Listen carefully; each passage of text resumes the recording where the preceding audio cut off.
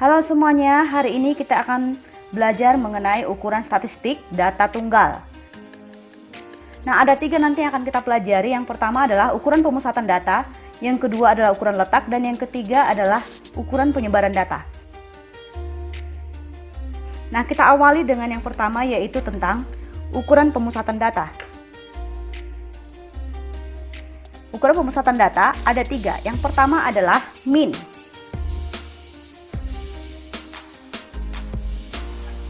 Min sering juga disebut dengan rata-rata data hitung atau rata-rata hitung ataupun rata-rata aritmetika. Nah, atau juga disebut sebagai average. Nah, min ini disimbolkan dengan X bar. Oke. Di mana min atau X bar adalah jumlah total data, yaitu sigma xi mulai 1 sampai n per n. N itu adalah banyak data. Sigma i berjalan mulai 1 sampai n untuk xi, di mana xi ini adalah data, sehingga sigma i mulai 1 sampai n artinya adalah jumlah total data dibagikan dengan banyak data. Nah, inilah yang dimaksud dengan rata-rata atau X bar. Nah, yang kedua adalah median.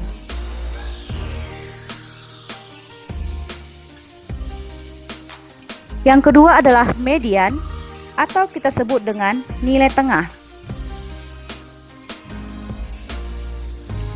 Nilai tengah artinya data terletak di tengah. Oke. Yang ketiga adalah modus.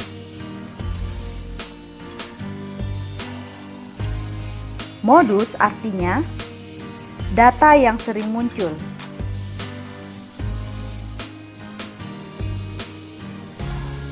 Untuk lebih memahami ketiga topik ini, maka akan kita bahas satu contoh, yaitu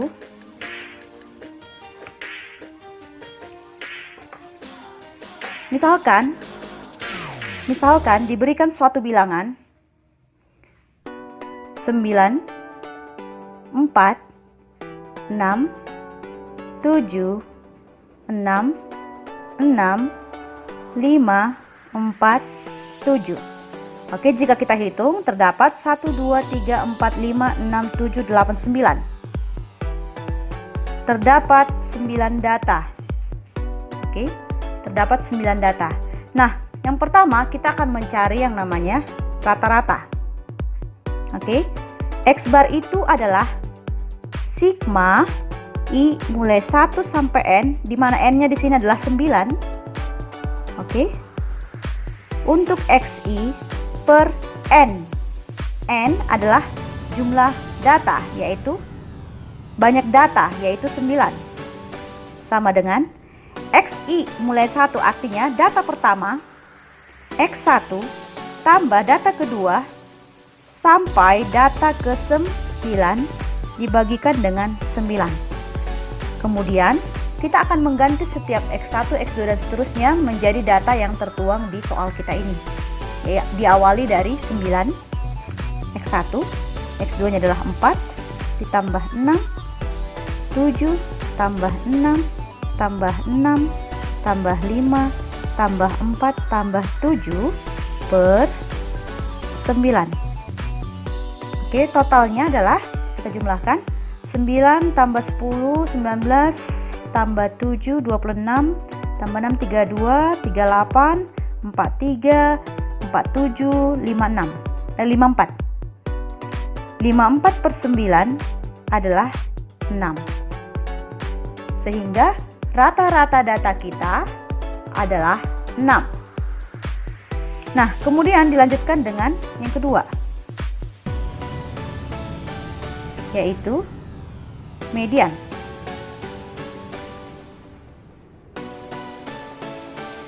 Untuk menentukan median atau nilai tengah, maka data harus diurutkan terlebih dahulu. mulai dari kecil sampai besar. Oke, nah misalkan kita pakai soal yang sama ini ya, maka data yang diurutkan diawali dari bilangan 4, ada sebanyak 2, kita tuliskan. Dilanjutkan dengan 5, ada sebanyak 1. Berikutnya 6, ada sebanyak 3. Kemudian 7 ada sebanyak 2 kali. Dan yang terakhir adalah 9. Mari kita cross check apakah apakah banyak datanya adalah 9.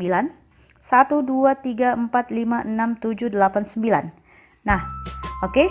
N sama dengan 9, maka data kita jumlahnya ganjil. Maka letak mediannya adalah tepat di tengah data kita ini. Mari kita hitung. Oke, 1, 2, 3, 4. 1, 2, 3, 4. Oke, maka tengahnya adalah 6. Sehingga ini adalah median.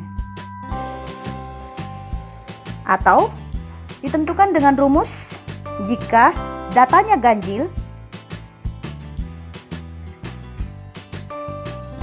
maka median atau kita sebut ME adalah N tambah 1 per 2.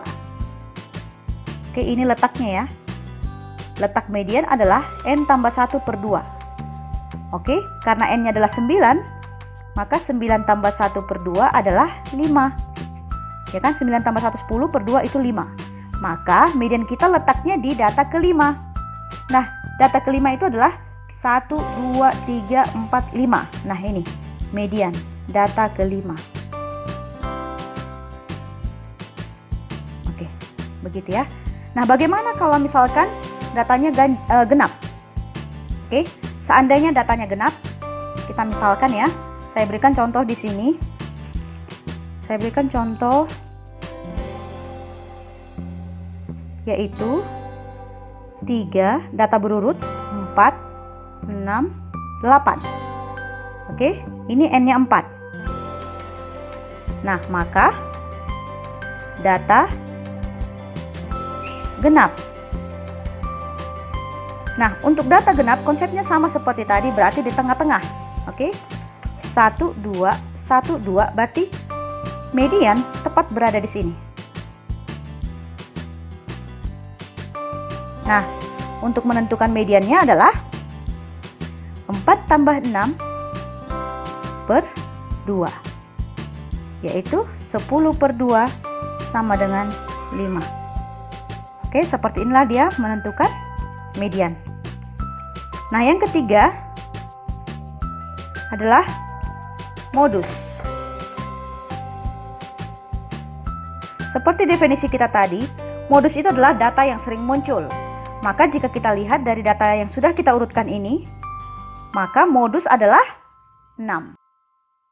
Oke, maka modusnya adalah 6. Nah, tidak menutup kemungkinan pada suatu sekumpulan data terdapat lebih dari 2 modus.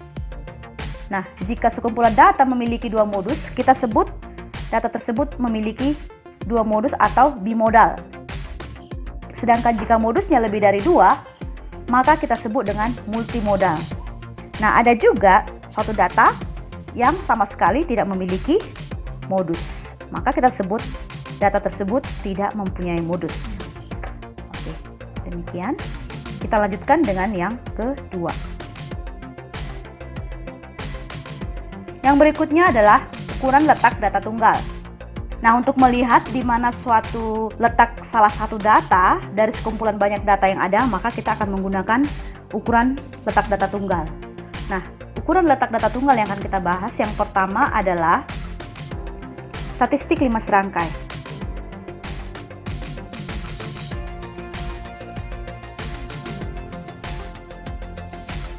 Oke, statistik 5 serangkai ini adalah misalkan suatu data. Oke, ini dia data yang diurutkan. Data yang diurutkan ini pastinya memiliki data minimum. Kita tuliskan dengan X minimum, X min, data terkecil. Diurutkan sampai data terbesar. Saya buat di sini X maksimum. Oke, data terkecil diurutkan sampai data terbesar. Nah, kemudian jika data tersebut dibagi 2, oke, jika data tersebut dibagi 2, data yang diurutkan dibagi 2, maka titik tengah ini disebut dengan median.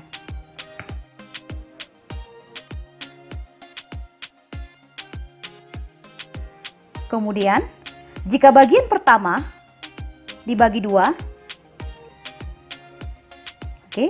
bagian pertama dibagi 2, maka data ini disebut sebagai kuartil bawah.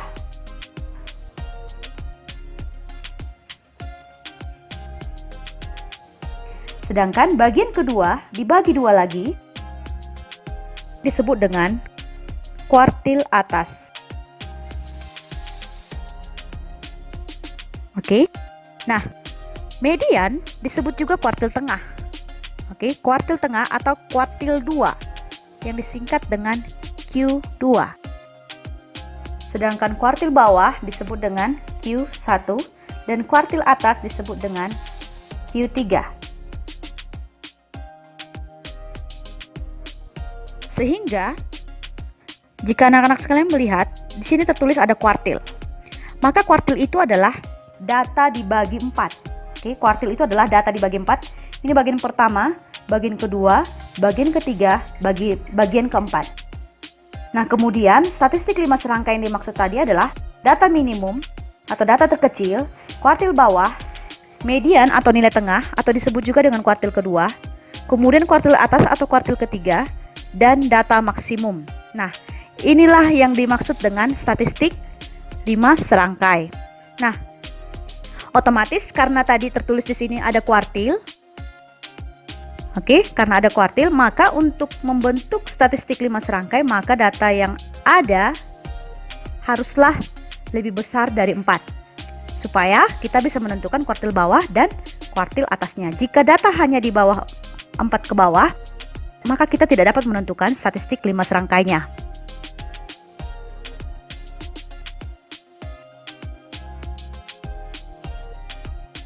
Contohnya adalah tentukan statistik 5 serangkai data yang sudah diurutkan, di mana datanya adalah 3, 4, 7, 8, 8, 9, 11. Nah, jika kita lihat datanya ini ganjil. Nah, statistik 5 serangkai yang pertama adalah yang pastinya data minimum. Data minimumnya adalah 3. Statistik 5 serangkai yang kedua adalah 11, di mana 11 ini adalah data maksimum. Nah, berikutnya kita akan menentukan median. Median adalah nilai tengah. Nah, kalau kita lihat di sini data kita ada sebanyak 1, 2, 3, 4, 5, 6, 7. 7 dibagi 2 sekitar 3, maka letak mediannya itu setelah data ketiga. Kita hitung sama-sama ya. 1, 2, 3. Harus seimbang dari kiri dan kanan, maka mediannya adalah 8.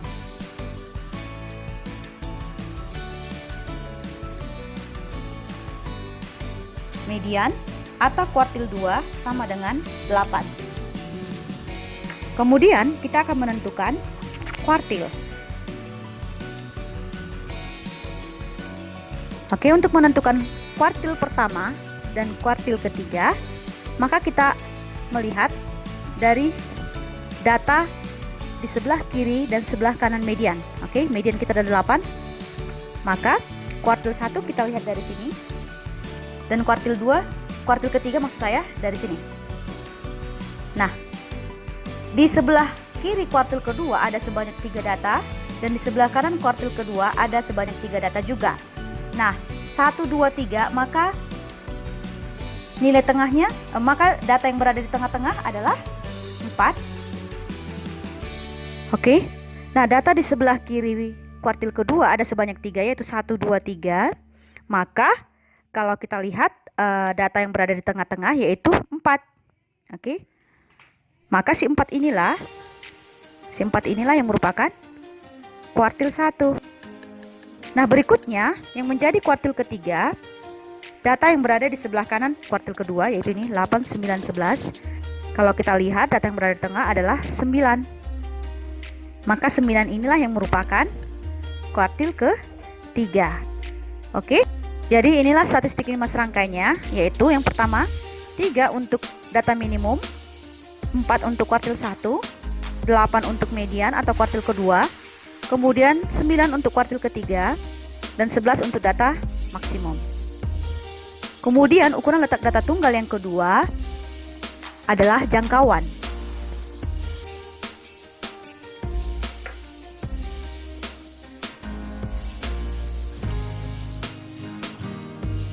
Jangkauan atau yang kita sebut sebagai range.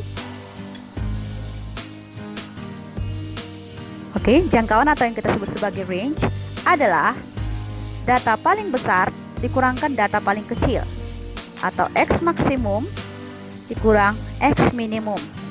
Nah, berdasarkan soal kita yang sudah ada di sini, contoh kita di sini, maka jangkauannya adalah data maksimum kita adalah 11 dikurangkan dengan data paling kecil atau minimum adalah 3, maka 11 kurang 3 adalah 8. Nah, inilah dia jangkauan data kita. Nah, pada jangkauan sering juga ditanyakan tentang koefisien jangkauan. Oke, koefisien jangkauan.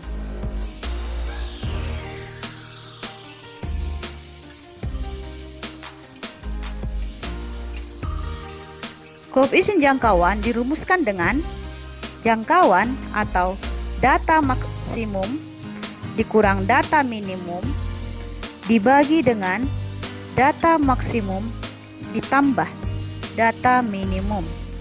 Maka berdasarkan contoh soal kita, koefisien jangkauan adalah data maksimum, yaitu tadi 11 dikurang 3 per 11 ditambah 3 sama dengan 8/14 jika dibagi 2 menjadi 4/7. Inilah dia koefisien jangkauan. Biasanya jawabannya dalam bentuk desimal. Nah, sekarang kita lanjut ke topik berikutnya. Yang ketiga, mengenai ukuran letak data tunggal, yaitu jangkauan antar kuartil. Jangkauan antar kuartil disebut juga dengan hamparan, yang dirumuskan JK, jangkauan antar kuartil, atau JK atau H adalah Q3 kurang Q1, kuartil atas kurang kuartil bawah. Nah, tadi kita sudah menentukan kuartil atas dan kuartil bawah kita, yaitu kuartil atas adalah 9, kuartil bawah adalah 4. Oke, maka hamparan atau jangkauan antar kuartil adalah 5. Berikutnya, mengenai ukuran letak data tunggal yang keempat adalah jangkauan semi antar kuartil. Namanya panjang sekali ya. Sering juga disebut sebagai jangkauan interkuartil, atau sering juga disebut sebagai simpangan kuartil, atau juga disebut sebagai quartile deviation. Nah, simpangan kuartil ini seringkali dituliskan sebagai QD, yang dirumuskan dengan quartile deviation atau simpangan kuartil adalah Q3 kurang Q1 per 2. Oke, Q3 kurang Q1 per 2. Nah, tadi kita sudah memperoleh nilai si kuartil 3, yaitu 9 kurang 4. 9 kurang 4 per 2 sama dengan 5 per 2 atau 2,5. Inilah yang merupakan simpangan kuartil. Nah, yang berikutnya adalah yang kelima, langkah atau step. Langkah atau step ini nanti akan digunakan untuk menentukan pencilan atau outlier. Oke. Nah, langkah atau step ini adalah 1,5 kali hamparan. L, kita singkat dengan L, adalah 1,5 kali hamparan. Hamparan itu adalah jangkauan antar kuartil. Oke, sehingga jika L sama dengan 1,5 atau 3/2 hamparan, maka L itu adalah 3/2 kali Q3 kurang Q1. Atau L itu juga adalah setengah H adalah quartile deviation, maka L adalah 3 quartile deviation. Oke, maka berdasarkan soal kita di atas, L bernilai 3 kali 5/2 atau 15/2 atau sama saja dengan 7,5. Nah, inilah dia langkah atau step 7,5.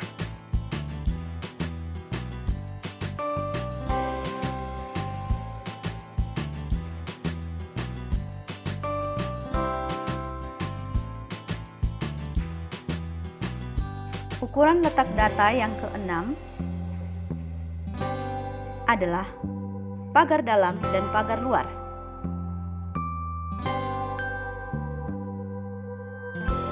Kita akan membahas pagar dalam terlebih dahulu.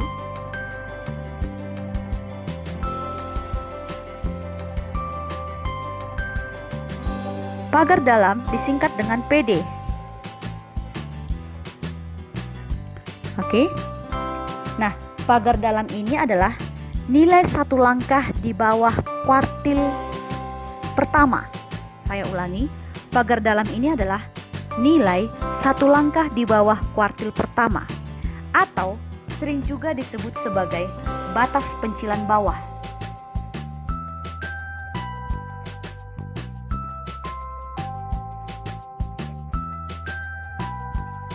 Nah, di sini ada kata pencilan. Oke, pencilan ini jika ada muncul pada suatu data, maka data tersebut perlu diamati lebih lanjut. Oke, karena jika terdapat suatu pencilan, maka kemungkinan terjadi salah catat atau salah ukur data. Oke, jadi untuk menentukan apakah suatu data tersebut memiliki pencilan, maka kita harus bisa menentukan pagar dalam dan pagar luarnya terlebih dahulu. Oke. Nah, seperti sudah yang saya sebut tadi, pagar dalam itu adalah nilai satu langkah di bawah kuartil yang dirumuskan dengan PD sama dengan Q1 dikurang L. Oke, L itu tadi adalah langkah atau step yang merupakan 3/2 hamparan. Kemudian, oke, sekarang kita akan menentukan PD dulu. Oke, Q1 tadi bernilai Q1 kita bernilai 4, sedangkan hamparan kita bernilai 7,5. Oke, bisa nanti dimundurkan videonya untuk melihat Q1 dan L-nya. Nah, dari sini diperoleh bahwa PD adalah minus 3,5. Kemudian kita akan menentukan yang namanya pagar luar.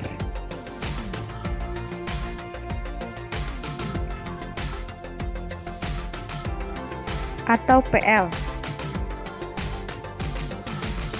Nah, jika pagar dalam adalah batas pencilan bawah, maka pagar luar adalah batas pencilan atas.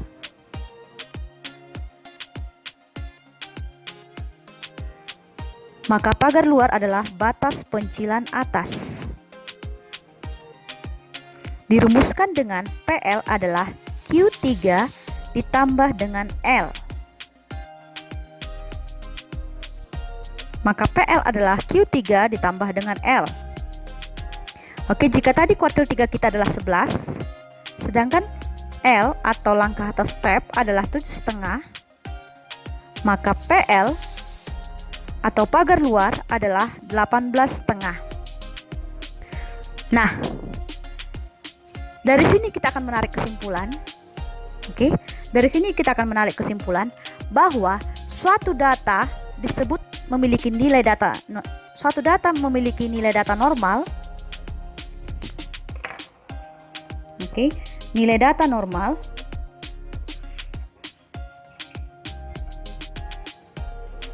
jika data tersebut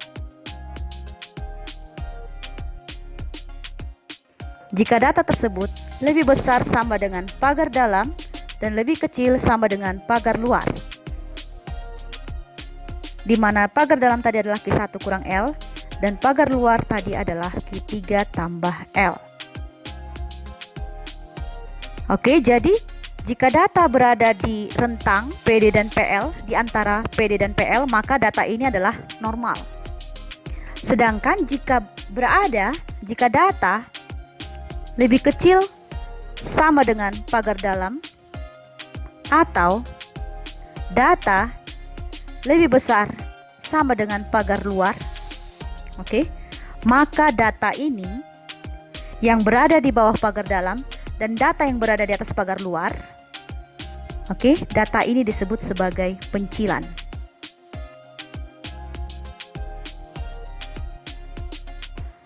Oke ya. Nah, jika kita lihat PD-nya pagar dalam dan pagar luar,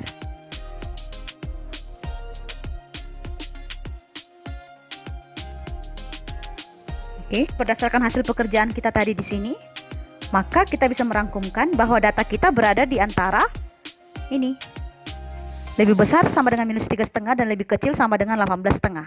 Yang artinya jika ada data yang bernilai lebih kecil dari -1,5 atau jika terdapat data yang lebih besar dari 18,5, maka data kita itu patut kita tinjau kembali.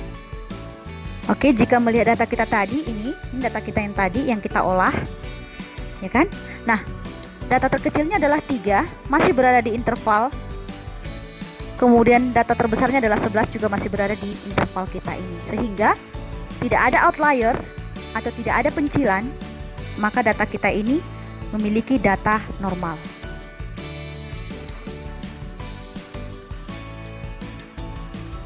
Berikutnya adalah yang ketujuh, desil.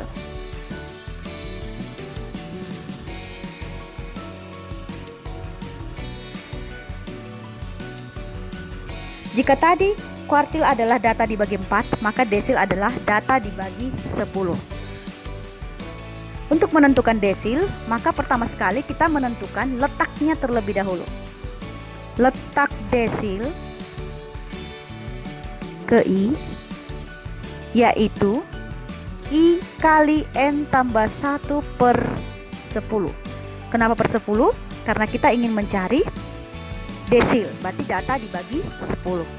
Nah, di mana di sini I itu adalah 1, 2 sampai 9. Oke, karena desilnya adalah 10, maka pembaginya adalah 9. Nah, kemudian perlu kita pastikan bahwa jumlah data haruslah lebih besar dari 10. Oke. Nah, contohnya kita bahas di sini. Contoh diberikan data berurutan 20, 22, 22, 24, 24, 26, 28, 29, 30, 32, 32. Oke, jika kita hitung terdapat 1, 2, 3, 4, 5, 6, 7, 8, 9, 10, 11. Oke, terdapat 11 data. Sekarang kita akan menentukan yang pertama kuartil 2. Oke, kita tentukan kuartil kedua. Untuk menentukan kuartil kedua, terlebih dahulu kita cari letaknya. Letak kuartil kedua. yaitu karena yang diminta adalah kuartil kedua, maka kita tuliskan 2 kali N tambah 1, berarti 11 tambah 1 per 10. Oke, 11 tambah 1 adalah 12. 12 dikali 2 adalah 24 per 10 sama dengan 2,4. Artinya adalah kuartil kedua terletak di data kedua ditambah dengan, data kedua ditambah dengan 0,4. Karena ini kan 2,4. Berarti 2,4 dikurang 2 yaitu 0,4. Maka kita tuliskan di sini 0,4 dikali. Nah, data ke 0,4 itu di sini berada di antara data ketiga dan data kedua. Maka kita tuliskan di sini selisih data ketiga terhadap data kedua. Oke, nah mari kita cek berapakah data kedua. 1, 2, maka nilainya 22 ditambah 0,4 dikali X3 kita adalah 22, X2 nya juga 22, kebetulan sama ya, sehingga ini kan 0. 0,4 kali 0 adalah 0, sehingga kuartil kedua kita adalah 22. Nah, sekarang bagaimana kalau kita cari yang namanya kuartil 5?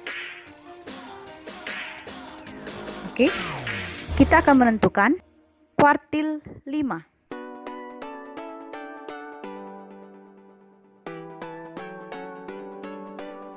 Nah, pertama sekali kita tentukan dulu letak kuartil 5, yaitu I5 kali N11 tambah 1 per 10. Per 10 ya. Karena ini kita kan mau mencari kuartil, maka per 10. Oh maaf ya, ini kita menentukan desil, maka simbolnya bukan Q, tetapi D. Oke, kita buat di sini D, D2, desil 2, desil 2. Ini juga desil 2, desil 5. Oke, ini pun desil 5. Maaf ya. Karena desil maka simbolnya adalah D. Jika kuartil simbolnya adalah Q, karena ini desil simbolnya kita bikin D. Oke, tadi saya salah tulis. Nah, desil 5 adalah 5 kali 11 tambah 1 per 10, berarti 5 kali 12 per 10. Nah, ini bagi 5 adalah 1, bagi 5 2, kemudian bagi 2 1, bagi 2 6, maka hasilnya adalah 6. Maka letak desil kelima adalah di data ke-6, sehingga desil 5 sama dengan data ke-6. Mari kita hitung data ke-6. Data pertama, kedua, ketiga, keempat, kelima, ke-6. Maka desil 5 adalah 26. Nah, beginilah dia cara menentukan desil. Oke. Nah, perlu digarisbawahi bahwa untuk menentukan desil ataupun kuartil, median, ataupun untuk menentukan keseluruhan ukuran letak data, maka data harus terlebih dahulu kita urutkan dari mulai kecil sampai besar. Oke. Nah, inilah dia ukuran letak data, ada 7. Kita akan melanjutkan ke topik berikutnya, yaitu ukuran penyebaran data tunggal. Sekarang kita akan masuk ke bagian ukuran penyebaran data tunggal. Nah, ukuran penyebaran data tunggal yang pertama adalah rataan simpangan.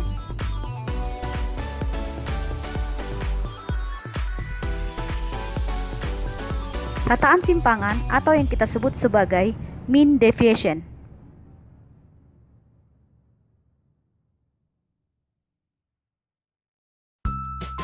Oke, rataan simpangan ini kita singkat dengan MD. Di mana MD adalah sigma penjumlahan untuk I berjalan mulai 1 sampai ke N dari nilai mutlak selisih setiap data terhadap rata-ratanya per N. Oke, jadi sebenarnya mean deviation ini adalah rata-rata dari selisih setiap data terhadap rata-ratanya. Oke. Nah, untuk mencari mean deviation di sini kita menggunakan bantuan nilai mutlak. Tujuannya adalah supaya data-datanya data selisihnya adalah positif. Oke, saya berikan contoh soal. Misalkan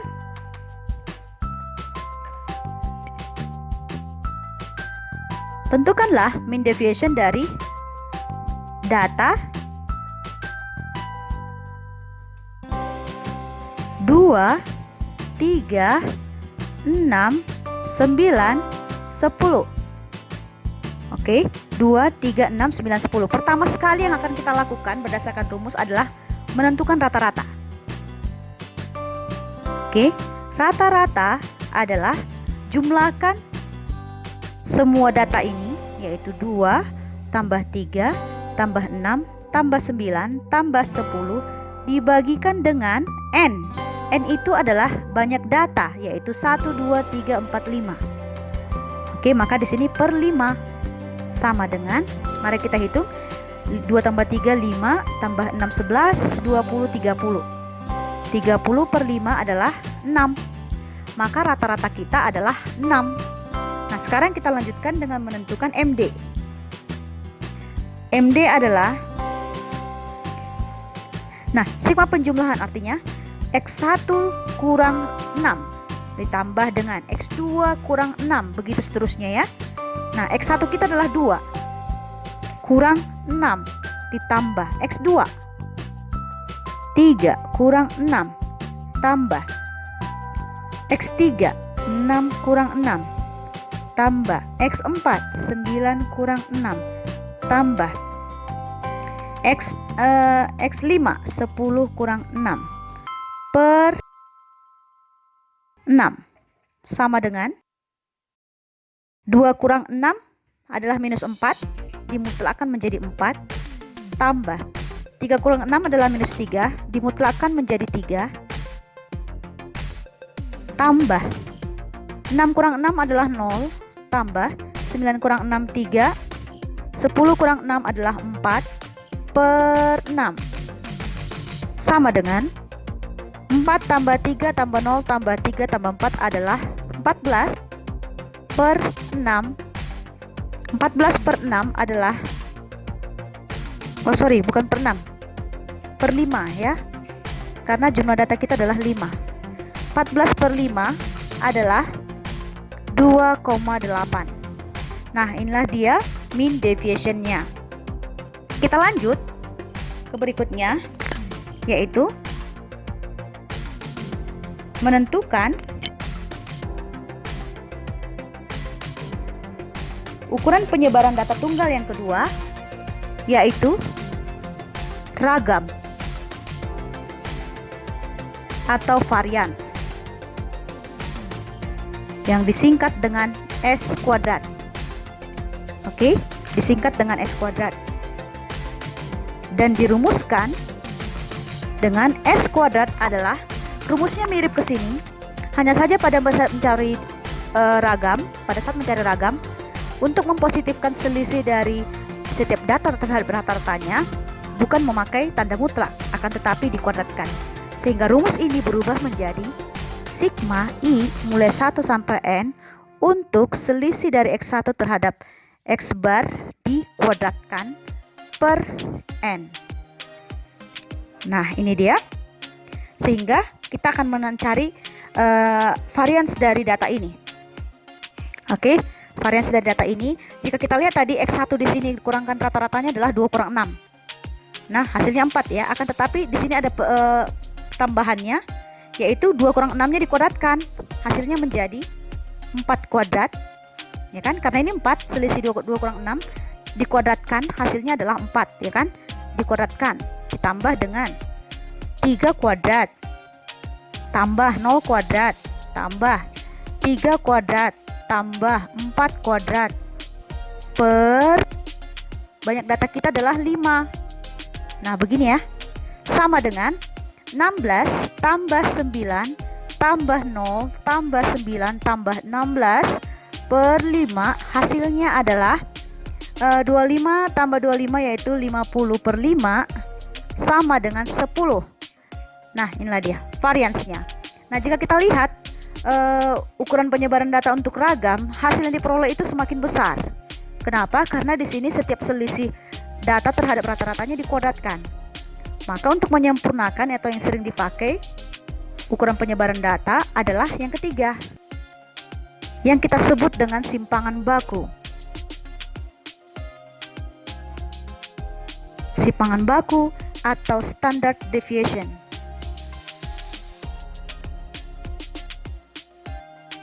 Yang disingkat dengan S.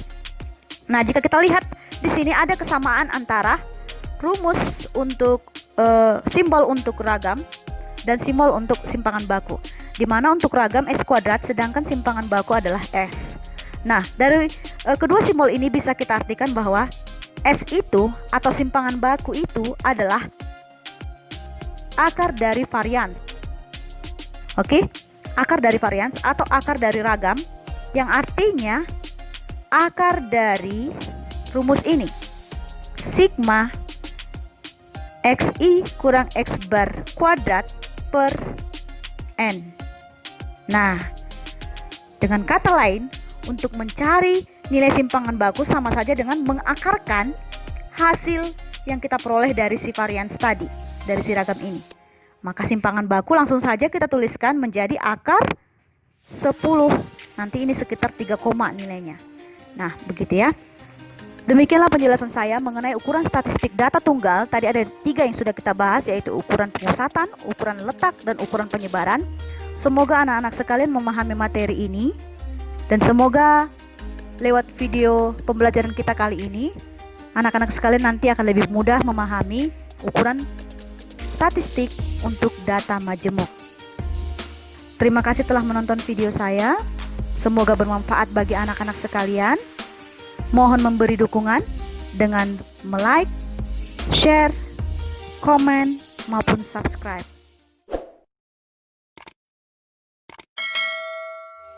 Bye-bye.